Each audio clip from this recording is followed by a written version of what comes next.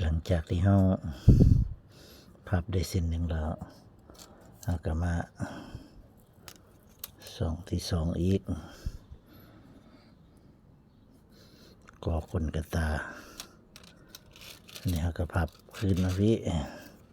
ตอกคนขี้ด้านมันสิยากอยู่ช่วงแรกๆมันขัดกันบ่ทันได้มันสิบ่ค่อยอยู่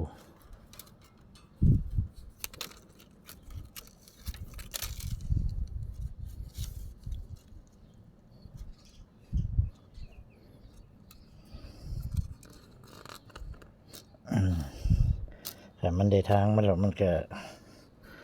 สิคอยอยู่ไปดอกมันได้ขัดกันละ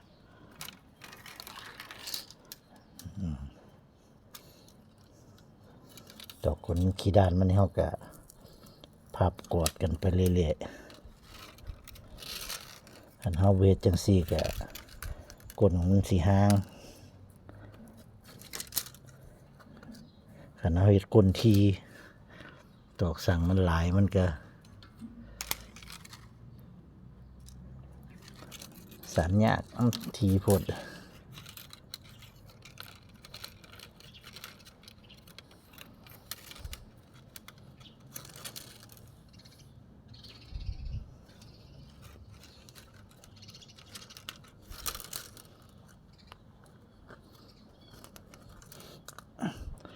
แล้วก็มากไว้ขาวๆไอ้เส้นนี้แหละแต่ที่จริงก็บ่ได้เอาเป๊ะปานใดดอกว่าพื้นก้นกระตา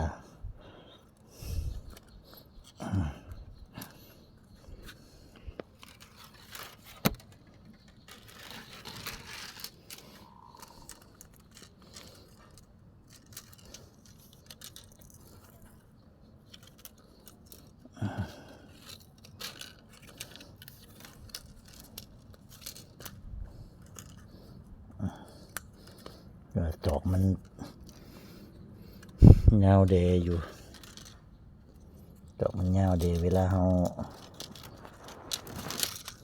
สารไปแล้วมันก็ยังเหลืออยู่มันได้หักทิ่มอยู่ตอนเราม้วนบ่จำกัดคือตอกของปานใด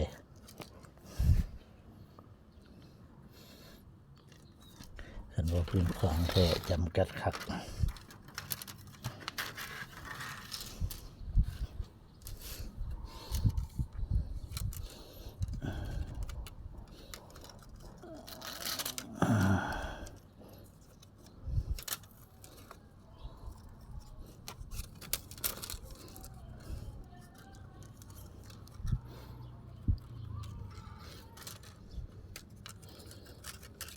หน่วยนี้เป็นหน่วยที่3ไม่ต่อข้อจักไว้สิได้อยู่3หน่วยที่4อาจสิบ่พอคันสิสารหน่วยที่4ต้องได้หาไม่ตอกมาเพิ่มแต่ว่าก็มีไม้อยู่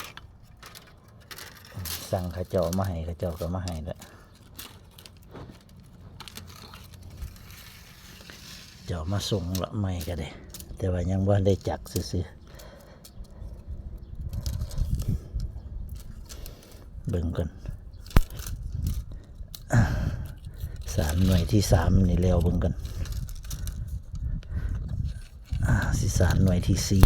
4คันบ่สารหน่วยที่4ก็สิขึ้นไปสารของซะกัน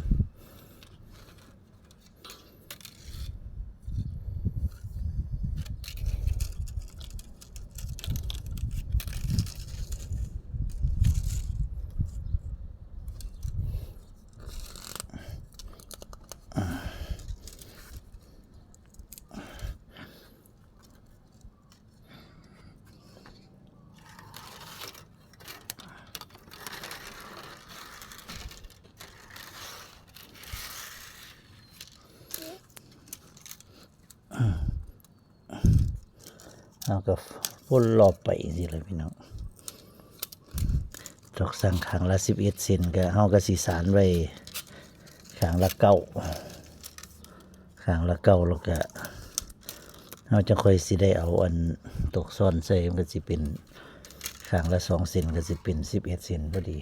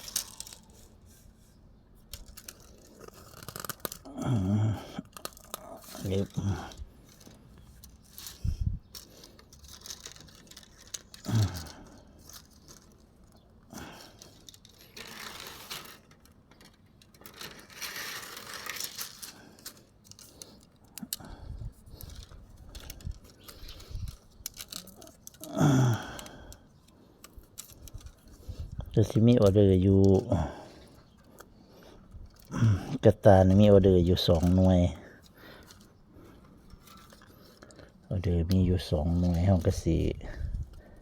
สานให้ออเดอร์เพิ่นนั่นน่ะ2หน่วย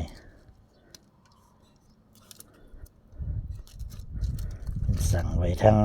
เพจ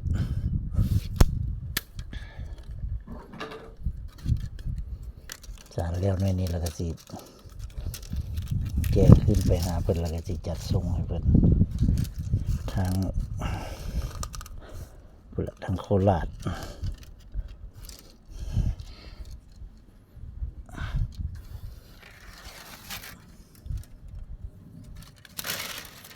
ผมเคยสั่งของนำเฮาไปเพิ่นบัดนี้เพิ่นรอบนี้เพิ่นสั่งกระตา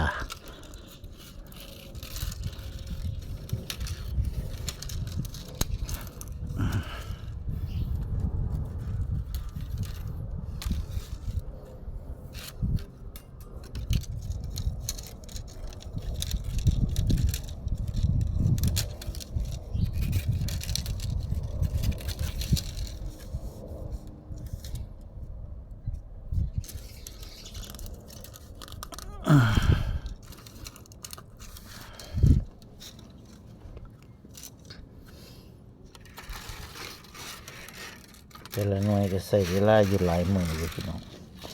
มันบ่ค่อยได้ตั้งเฮ็ดแต่หลานไปนำหลานตื่นก็บ่ได้เฮ็ดเฮ็ดแต่ยามหลานนอนช่วงนี้ก็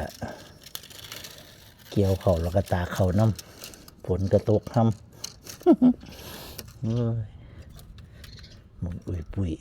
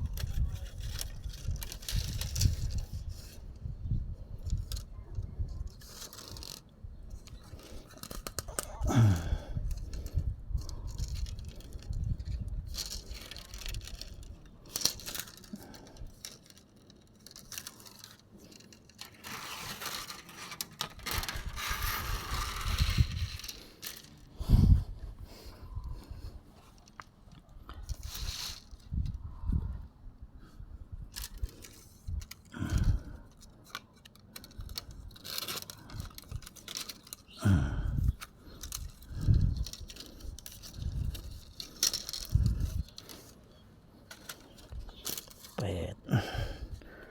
ครั้งนี้7 นี่ก็8บ่ได้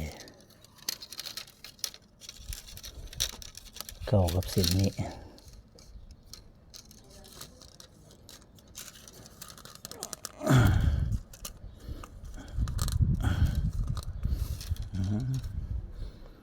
2 3 4 5 6 7 8 9 9เส้น3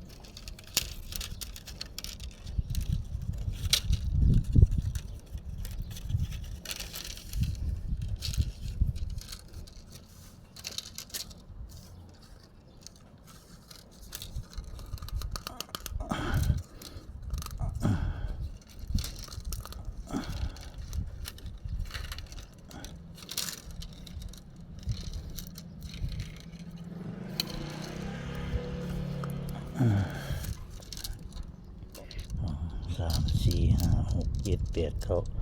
1 2 3 4 5 6 7 8 9พอ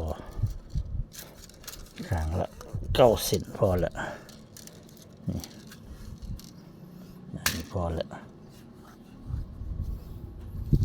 ต่อไปเราก็ใส่ตอกซ้อน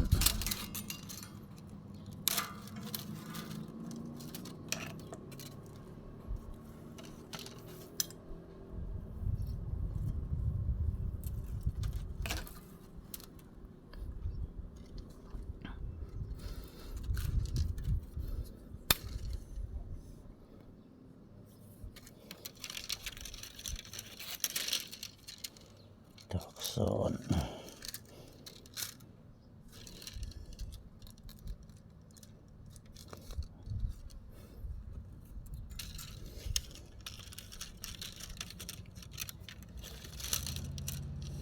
ใส่ตอกซ้อนเราก็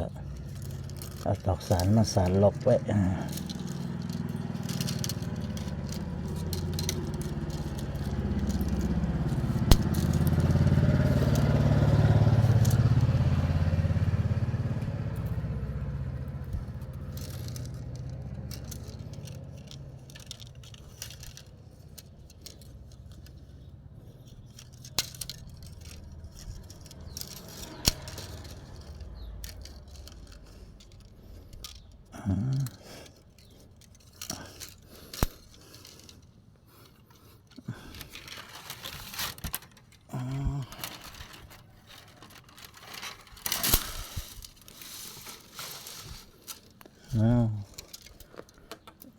ตอกสารนี่ตกออกก็ใส่เส้นเดียวซะกันก็ได้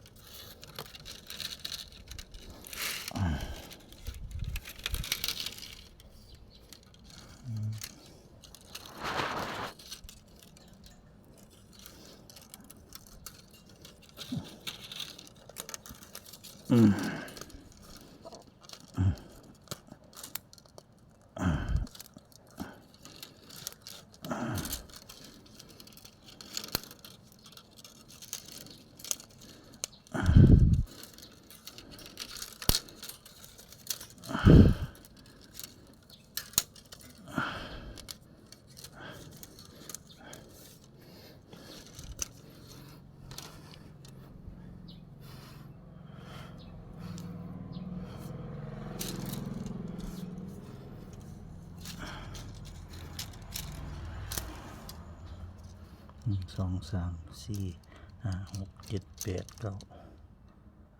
10โอเค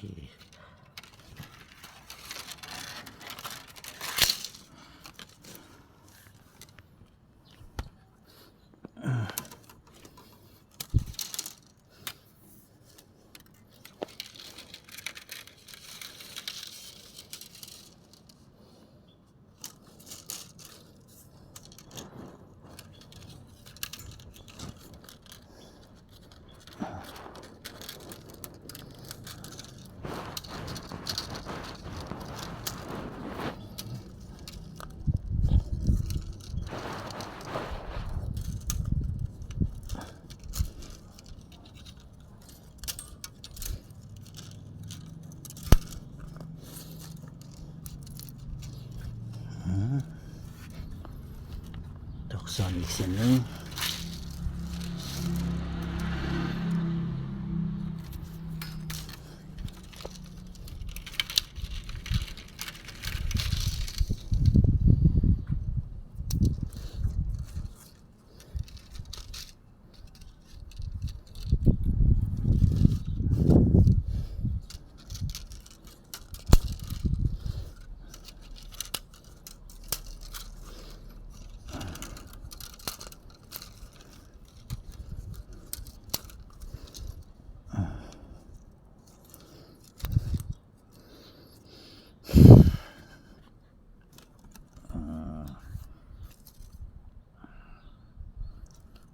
เรียบร้อย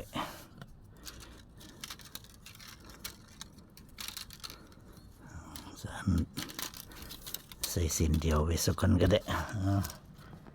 ดีก่อกลกระตา